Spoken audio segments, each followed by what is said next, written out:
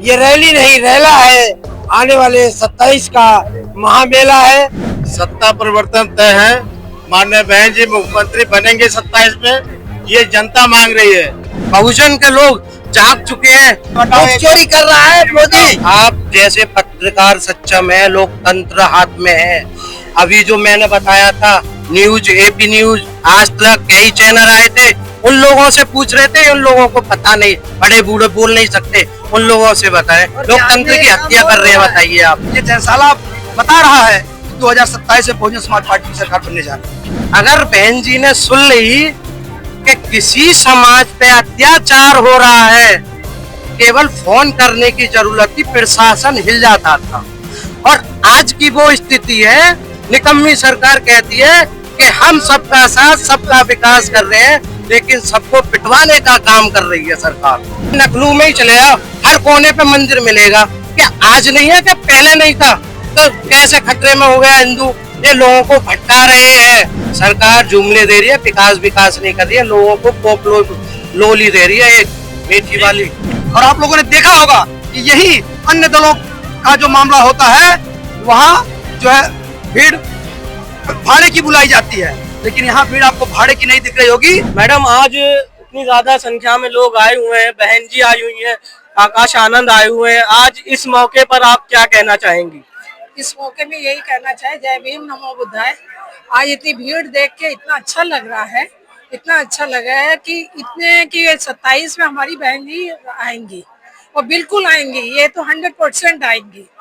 और जो आज काशीराम जी की परिनिर्वाण दिवस में जो हम लोग आए हैं, इतना खुशी का माहौल है यहाँ पे, और सारी पब्लिक इतनी जा रही है, इतना अच्छा लग रहा है कि अंदर घुसने को जगह नहीं मिल रही, इतनी ज्यादा भीड़ है। मैम, जब बहन जी का नाम आता है तो लोगों में एक जुनूनियत सवार हो जाती है। मैं अंदर गया, बाहर निकलने में मुझे लगभग 1 घंटा लग गया। तो क्या लग रहा है, 2027 में वापसी होने वाली है सरकार में? बिल्कुल आएगी, आएगी सरकार।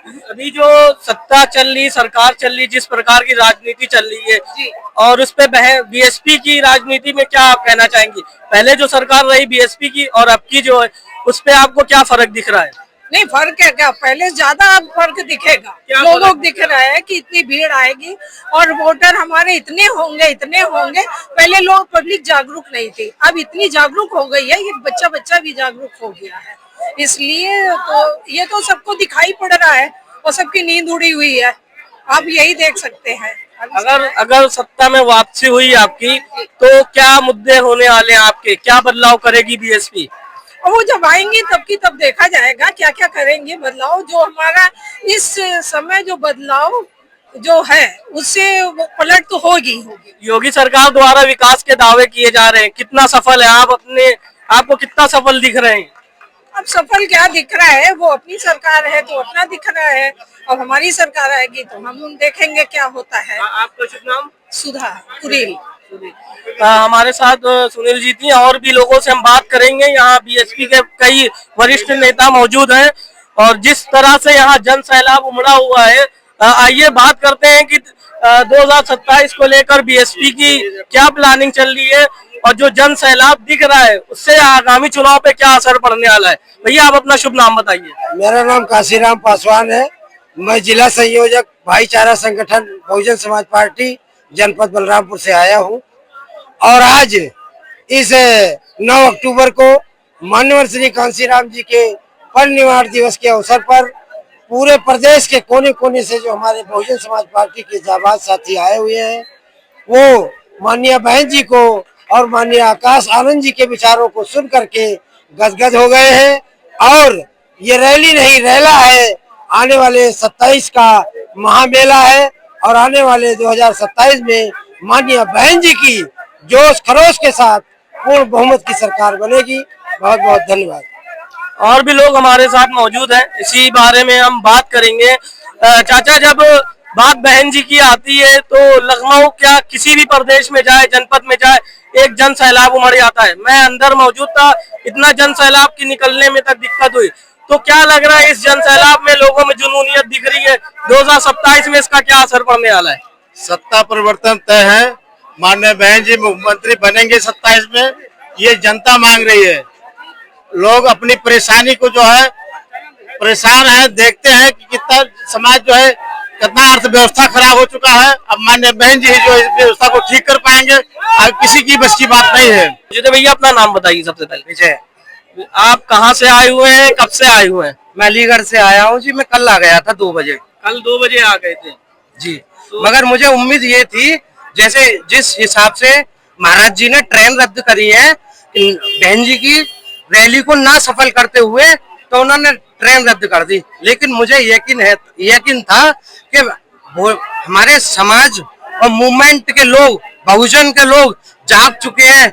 वो अपने बस करके खुद स्वयं यहाँ बहन जी की रैली को सफल करेंगे, और वो हो गया, आप देख सकते हैं। रैली सफल हुई, जन सैलाब उमड़ा, लेकिन आगामी चुनाव पे क्या असर होगा इसका? देखो, 2007 में आपने देखा तो बहुमत से बैठे थे हम, बहन जी बहुमत से आई थी। अब दोबारा 7 और जोड़ दो 27 हो गई, तो आंकड़ा पूरा बैठ रहा है, तो बैठने के चांस है ही पूरे। अब तो मतलब 20 साल बाद आप बोल रहे हैं फिर से हम सत्ता में आएंगे बहुमत के साथ, पूर्ण बहुमत से। ठीक है, सरकार जो इस समय डबल इंजन की चल रही है, कई नीतियों का ये दावा कर रही है हम सफल हैं, आप इसको किस नजरिए से देख रहे हैं? नजरिया जो है, चिड़िया है विकलांग पे, एक चिड़िया गिर गई, विकलांग गिरेगा, तो उसे जो है डबल स्टैंड की और इंजन की मत बोलो, क्यों कूड़ा है, कभी भी रपट सकता हो। सरकार बोल रही है कि बिना भेदभाव के हम विकास कर रहे हैं, नौकरियां दे रहे हैं। भेदभाव कहाँ कर रहे हैं? झूठी सरकार है, भेदभाव कहाँ कर रहे हैं? सरकार है। भेदभाव जहाँ दलितों पे अत्याचार हो रहा है। अभी जो है रायबरेली में एक बाल्मीक था, वो घूमने गया था, शक के जरिए चोरी के आरोप में उसको पीट के हत्या कर दी। तो बताओ कहाँ दलित के हितैषी है वो सरकार? बताइए आप। बीएसपी सत्ता में थी और अब बीजेपी सत्ता में है, क्या फर्क था बीजेपी की बीएसपी की कार्यकारिणी में और क्या फर्क है बीजेपी की राजनीति में? सरकार में दलितों, वो बीएसपी की में और भाजपा की में ये फर्क है कि बीएसपी की में ताप ठोकता था दलित हर आदमी, और समाज का हित था। अगर बहन जी ने सुन ली कि किसी समाज पे अत्याचार हो रहा है, केवल फोन करने की जरूरत थी, प्रशासन हिल जाता था। और आज की वो स्थिति है, निकम्मी सरकार कहती है कि हम सबका साथ, सबका विकास कर रहे हैं, लेकिन सबको पिटवाने का काम कर रही है सरकार। आप हमारे चैनल के माध्यम से क्या संदेश देना चाहेंगे? मैं आपके चैनल के संदेश से यही कहना चाहूंगा कि आप किसी के बहकाने में ना आए, और ना हिंदू खतरे में है और ना रहेगा। जब 70 साल और हमेशा इन्होंने केंद्र में राज करा है, तो बताइए खतरे में हिंदू कहाँ रहा? अभी भी चले जाओ पूरे स्टेट में या नखलू में ही चले जाओ, हर कोने पे मंदिर मिलेगा। क्या आज नहीं है, क्या पहले नहीं था? तो कैसे खतरे में हो गया हिंदू? ये लोगों को भटका रहे हैं। कलाया किसने नहीं बांध रखा, किसने तिलक नहीं लगा रखा? क्या कार्यक्रम नहीं हो रहे, क्या मेले नहीं हो रहे, क्या काम नहीं हो रहा? बताइए आप। लोगों को भटका रहे हैं, शुक्रिया भैया। विकास नहीं कर पा रहे, विकास नहीं कर पा रहे। छात्रावासों की व्यवस्था नहीं, शिक्षा देखो ठेका खोल दिए शराब के इतने। अगर स्टूडेंटों को पढ़ाते, अच्छी व्यवस्था देते, अच्छी एजुकेशन देते, तो आज युवा वंचित नहीं रहता शिक्षा से। बिल्डिंग गिर रही है, राजस्थान में इनकी सरकार है, अभी 20 दिन पहले हादसा हुआ है, 30 बच्चे मरे। कौन जिम्मेदार है उसका? मोदी है कि नहीं है, और कोई है? सरकार केंद्र में भी है और राज्य में भी है, फिर भी लोग मर रहे हैं। क्यों मर रहे हैं? सरकार जुमले दे रही है, विकास नहीं कर रही है, लोगों को पोप लोली दे रही है, एक मीठी वाली, जिस पर लोग खा रहे हैं। जिस प्रकार आपने बोला कि हिंदू खतरे की बात सरकार जो करके लोगों को उकसाती है, अभी हाल ही में कई अक्सर मुद्दे उठते रहते हैं हिंदुओं को लेकर, विवाद खड़े रहते हैं, और विपक्षी दलों का कहना भी है कि जब कोई त्योहार आता है बीजेपी इसी तरह के मुद्दे उठाती है, हिंदू खतरे में है और इस तरह राजनीति के लिए। इस पे आपका क्या कहना है? आप भाई साहब गलत कह रहे हो, त्योहार आने पे नहीं होता, चुनाव आने पे होता है हिंदू खतरे में। आप गलत कह रहे हो इस बात को। अब बिहार में चुनाव लड़ रहे हो, अब माँ खतरे में, रोहिया भाड़िया है, बीएसएफ तमाम मिलिट्री बॉर्डर पे आपकी रह रही है, तो बताइए कैसे आ रहे हैं रोहिंग्या मुसलमान, कहाँ से आ रहे हैं बताइए, आप पूछिए, सवाल करिए। आप जैसे पत्रकार सक्षम है, लोकतंत्र हाथ में है। अभी जो मैंने बताया था न्यूज, एपी न्यूज, आज तक कई चैनल आए थे, उन लोगों से पूछ रहे थे, उन लोगों को पता नहीं, बड़े बूढ़े बोल नहीं सकते, उन लोगों से बताएं। लोकतंत्र की हत्या कर रहे हैं, बताइए आप। बिहार में कम और हो रहा है कि मोदी सरकार ने बिहार में हर एक विधानसभा क्षेत्र से कम 1.5 2 लाख वोटर, उनका नाम ही निशान खत्म कर दिया है। वोट चोरी कौन कर रहा है? वोट चोरी कर रहा है मोदी। देखो, मैं एक संदेश और देना चाहता हूँ, हो सकता है बहन जी मेरी भी सुन लें आप, क्योंकि बहन जी जब तक चुनाव का बहिष्कार न करेंगी, ना तो चुनाव आयोग सुनेगा, ना ही ईवीएम हटेंगी, मशीन होगी। आप अपना भैया नाम बताइए। बहुत ही जोश दिख रहा है आज आप लोगों में, बहुत खुशी दिख रही है। भैया नाम बताइए। सबसे पहले मैं आपके चैनल के माध्यम से बहुजनों के मसीहा मानव श्री कांसीराम साहब जी को नमन करता हूँ, श्रद्धा सुमन अर्पित करता हूँ। जैसा कि आप लोग देख रहे हैं, जिस हिसाब से जन सैलाब उमड़ा हुआ है, पूरा पार्क भरा हुआ था। पार्क के बाहर 10 गुना अधिक भीड़ थी। लोग 12 किलोमीटर, 10 किलो, 6 7 किलोमीटर तक पैदल चल के आ रहे हैं। गाड़ियां अंदर आ नहीं पा रही हैं। तो ये जन सैलाब बता रहा है कि 2027 में बहुजन समाज पार्टी की सरकार बनने जा रही है। भैया एक सवाल है, कई लोगों से हमने पूछा, आपसे भी पूछना चाहेंगे।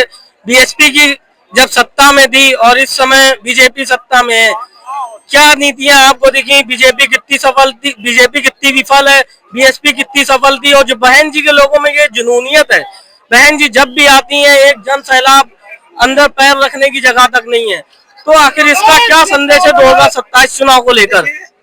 जैसा कि आपने कहा जुनूनियत, बहुजन समाज पार्टी केवल और केवल राजनीतिक पार्टी नहीं है। बहुजन समाज पार्टी एक आंदोलन और मिशन है। तो बहुजन समाज पार्टी के जो कार्यकर्ता हैं वो मिशन के सिपाही हैं, और जब भी आदरणीय बहन कुमारी मायावती जी का आदेश निर्देश कार्यकर्ताओं के बीच जाता है किसी भी रूप में, उसको पूरा करने का काम बहुजन समाज पार्टी कार्यकर्ता तन मन धन से करते हैं। और आप लोगों ने देखा होगा कि यही अन्य दलों का जो मामला होता है, वहां जो है भीड़ भाड़े की बुलाई जाती है, लेकिन यहाँ भीड़ आपको भाड़े की नहीं दिख रही होगी। आप पूछ करके देख लीजिए पूरे किसी व्यक्ति से, सारे लोग अपने संसाधन, अपनी व्यवस्था से माननीय बहन जी के हाथों को मजबूत करने के लिए और माननीय बहन जी के एक आह्वान पे आज इतनी बड़ी संख्या में उत्तर प्रदेश की राजधानी लखनऊ में मौजूद है। भैया चैनल के माध्यम से आप क्या संदेश देना चाहेंगे? देखिए, आपके चैनल के माध्यम से संदेश देना चाहूंगा कि इस प्रदेश की जनता आप लोगों से कुछ छुपा नहीं है। जिस हिसाब से आज की सरकार, वर्तमान की जो सरकार है, जिस हिसाब से ये फेलोवर सिद्ध हो रही है, चाहे वो कानून का मामला हो, चाहे विकास का मुद्दा हो, चाहे युवाओं के रोजगार का मुद्दा हो, सभी मुद्दे पे ये सरकार फेल है। आपसे कहीं छुपा नहीं। जितनी भी वैकेंसियां आ रही है, छोटी बड़ी वैकेंसियां जो भी हो रही है, तुरंत कैसे लीक हो रहा है? भाई हमारी भी सरकार रही है, बहुजन समाज पार्टी की सरकार रही है 4 बार। कभी बताइए आप कोई इस तरह का मुद्दा रहा हो, कभी कोई पेपर लीक हुआ हो? बेहतर तरीके की वैकेंसियां आई और तमाम बड़ी बड़ी वैकेंसियां भी आई। नए नए विभाग बना करके, समझ रहे हैं, नए नए विभाग बना करके युवाओं को रोजगार दिया गया, और आज तो रोजगार है भी तो उसको छीना जा रहा है। तो ये किसी छुपा नहीं है। देश पूरी तरह से बिक चुका है, ये सबको पता है। आज विश्व बैंक के सबसे बड़े कर्जे में हम चल रहे हैं। ये किसी से छुपा नहीं, देश से छुपा नहीं है। इसलिए सर्व समाज से निवेदन है, सर्व समाज के भाइयों से निवेदन है कि अगर आप लोग चाहते हैं अमन चैन और खुशहाली इस देश में और इस प्रदेश में, तो हम लोगों के लिए कोई दूसरा ऑप्शन नहीं है। इसलिए सर्व समाज से कहना है कि आप लोग एक हो जाओ और आदरणीय बहन कुमारी मायावती जी की जो समतामूलक की सोच है, सामाजिक परिवर्तन का जो मामला है, जो सरकार चलाने का जो तरीका है, उस पर विश्वास करते हुए पुनः 27 में हम लोग को सरकार बनाने ही जा रहे हैं। इसलिए आप सभी भाइयों से निवेदन है, सभी सर्व समाज के साथियों से निवेदन है कि आप लोग भी अपनी भागीदारी सुनिश्चित करें, ताकि ये प्रदेश खुशहाल हो सके, इस यहाँ चैन वमन कायम रह सके, यहाँ कानून का राज स्थापित हो। ये अगर चाहिए तो निश्चित रूप से बहन कुमारी मायावती जी को 5वीं बार उत्तर प्रदेश का मुख्यमंत्री बनाने